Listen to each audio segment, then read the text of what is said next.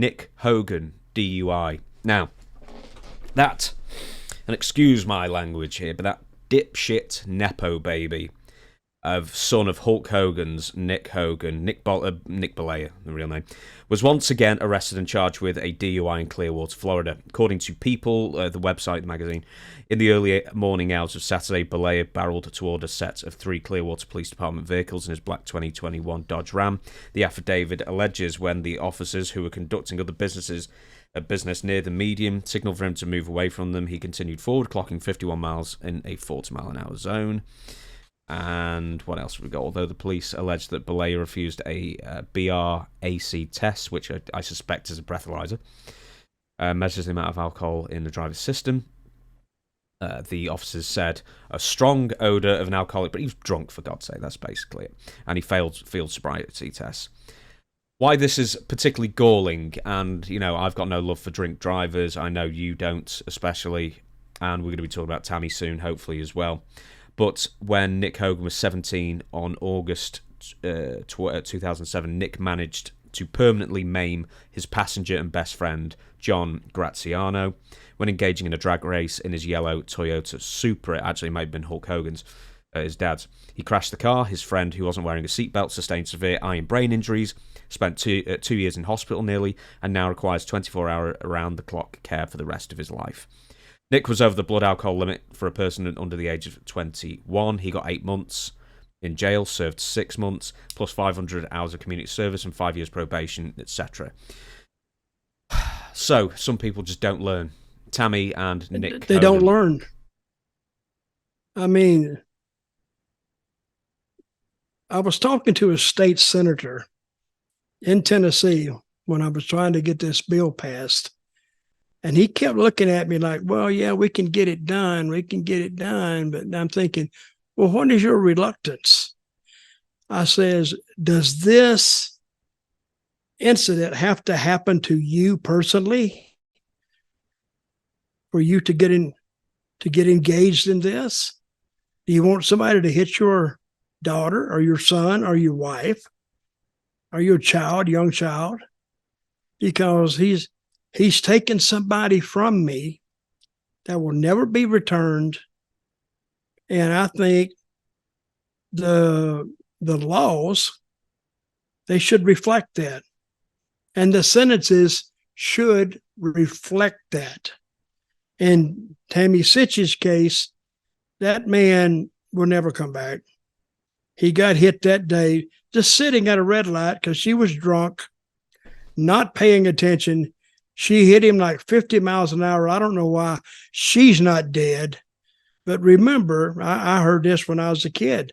The drunks don't get hurt because they're already going with the car anyway, or the movements. But the man that was sitting in the car waiting for a light to change, she just barreled into the back of him and killed him.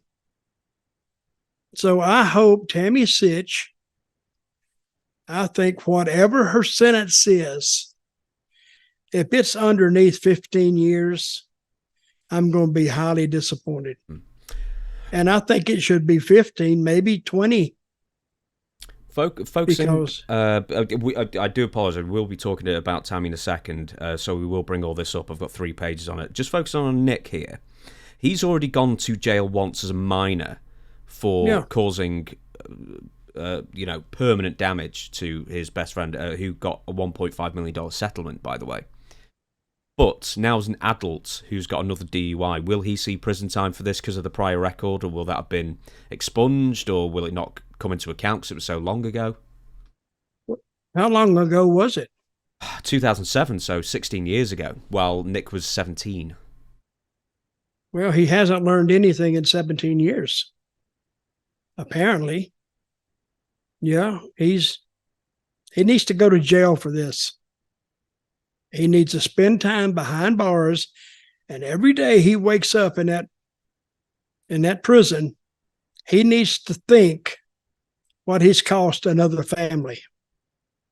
He's cost them their grandfather, cost them their father, their uncle, their brother, their cousin. He has caused all of that grief, and he needs to pay for it. You know, a lot of people look at prison like, oh, they won't do nothing. But that's what prison is for. You know, prison said, well, they put them in prison for them to do rehab. Bullshit. Put them in prison to keep them away from me. Keep them away from you.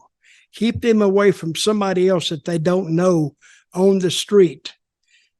Because Tammy Sitch, whatever her name is, has been charged about 8 times or more with drunk driving. What is the big deal with this girl?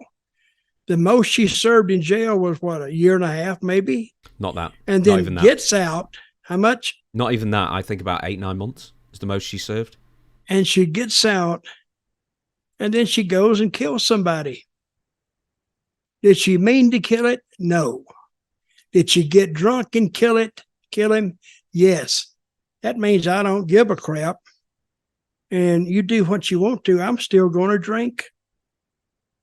So I hope they throw the book at her. And I would probably be bitching about the guy who killed my granddaughter, except he died as well. Mm-hmm.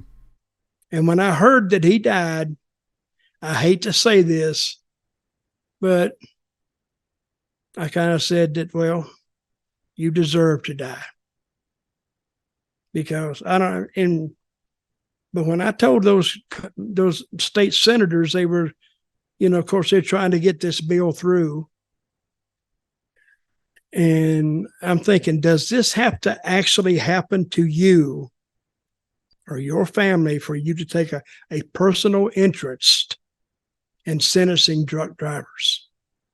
So when you put them in there, I mean, you put them in there.